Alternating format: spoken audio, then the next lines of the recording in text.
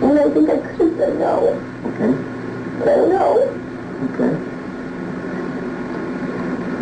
And you know, Alicia, you're a victim. And at a young age, let's go off camera for a minute. We were appalled. Appalled. I don't even know if it comes across on the video, the way it came across to us in person.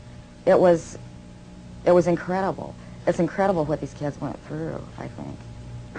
Larry King was also here. He came in and we drank and did cocaine. I didn't do much. So he turned me on to what Larry King did. Drugs was a strong part of how they got control of some of the kids, because that's what some of the kids were there to get.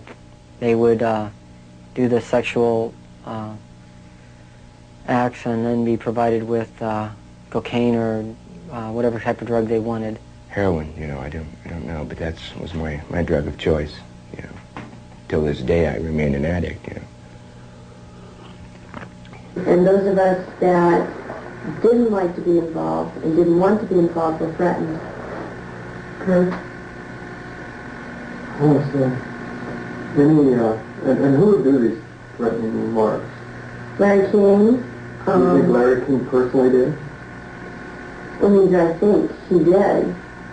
And when they threatened, you know, that I can go find somebody that will kill you, and it will kill your family, you're not telling anybody. Larry King was, I would say, the center of transporting the children around the country. The airplanes were usually in his name, leased in his name. They were paid for by Larry King. We met them in Pasadena. Met who in Pasadena? We met, Larry King was there. There was 3 boys that I had seen at one of the receptions at the French Cafe were there. And I'm almost positive they were Boys Town boys. Almost positive. They were there. You mean graduates of Boys Town or present? I think they were present because they were young. Well, how would they get away for a long period of time? I have no idea. Okay. Boys Town came up frequently during the investigation, but we found it very difficult to get information about Boys Town. I was not able to find any information on my visit there, and Mr. Caradori could not get information either. Boys Town today remains unwilling to discuss its involvement with Larry King. We were banned from filming at Boys Town, and its public affairs officer refused any interviews. I would have to give you a flat no.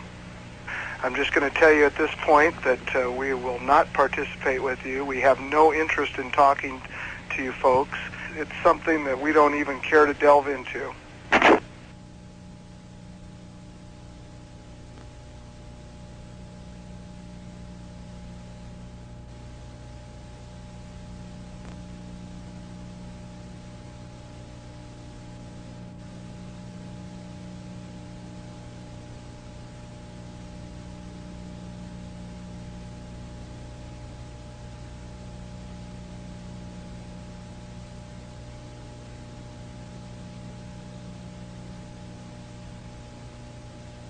By the spring of 1990, the Nebraska State Committee was convinced by the evidence of an organized child abuse ring.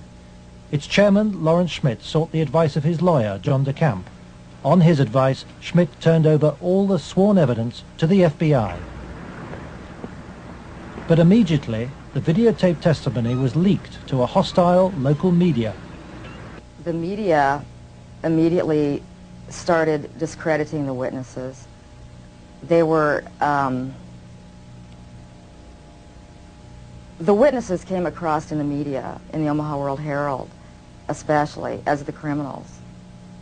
The last 3 victim witnesses were demolished by the press, particularly the Omaha World Herald. The paper never looked for information that would support any of the allegations. The whole purpose of the stories was to destroy any credibility that these youth may have. I've heard that people said that Gary Caradori coached me and that he told me what to say, but the fact was I didn't meet Gary Caradori until way after I'd already talked to the Omaha police about the abuse and had named all the same people. Paul Benassi maintains that neither the FBI nor the Omaha police took his allegations seriously. And they didn't ask me very much about Larry King or even Alan Bear at all. They treated the allegations that I made about the people who abused me almost like a joke. The stories were of such significance that the investigators first wanted to prove the accuracy of the stories. As they set about the investigation of the three, initially three, and then a fourth person who were telling the stories, as the investigation developed, it became obvious to the investigators that the information was not accurate, that in fact it was an entire conspiracy of allegations, none of which had any truth to them. I was very disappointed with the way the FBI and law enforcement treated the victims. They, in fact, turned them into the offenders, so to speak. And instead of taking the evidence that was delivered to them by the victims and interrogating the persons whom the victims identified, they seemed to bear down and try to get the victims to change their story.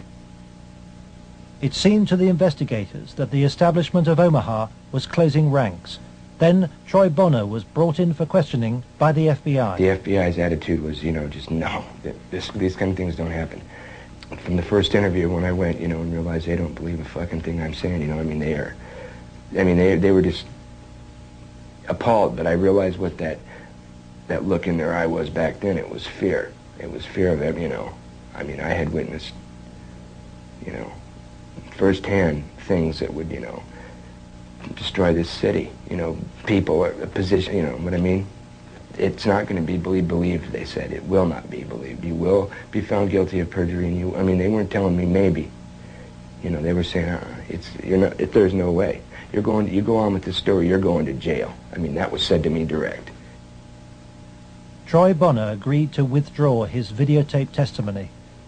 The FBI used Troy in an attempt to persuade fellow witness Alicia Owen into abandoning her evidence about Larry King's nationwide network of powerful pedophiles.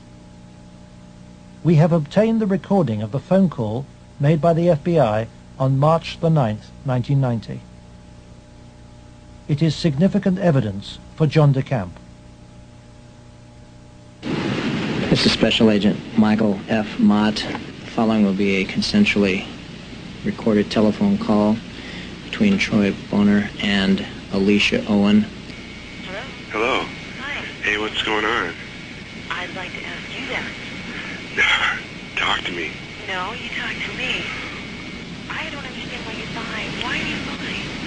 What are you talking about? That's what I'm asking you. You're calling me why I'm lying? Yeah. You concocted this whole thing, Alicia. You're full of shit. Either tell me what's going on. You're full of shit. Hey, look. Who do you have listening on this line? I have nobody listening to me. I'm listening to you, and I'm hoping you give me some fucking answers. I'll be honest with you. I don't know what kind of game you're playing. I'm not trying to play a game. I'm not going to go to jail for you. And that's what's going to happen. Why would you go to jail? Jail for telling the truth? No, jail for lying. What have you lied about? I haven't lied. Okay, then, but why are... Listen, shut up. Listen to me. You're not out here being talked to them every day. The pressure's kind of hard. You literally have to have bricks for brains to take on the FBI in this country. And that's exactly what you'd have to do this properly. They now, in my opinion, in my investigation, are the architects of the cover-up. We asked the FBI in Omaha for an interview about its investigation of the Franklin scandal. Larry Holmquist for the FBI here. We feel it would be inappropriate for us to comment. We work this with the Omaha Police Department, and we just don't feel it would be appropriate for us to make comments.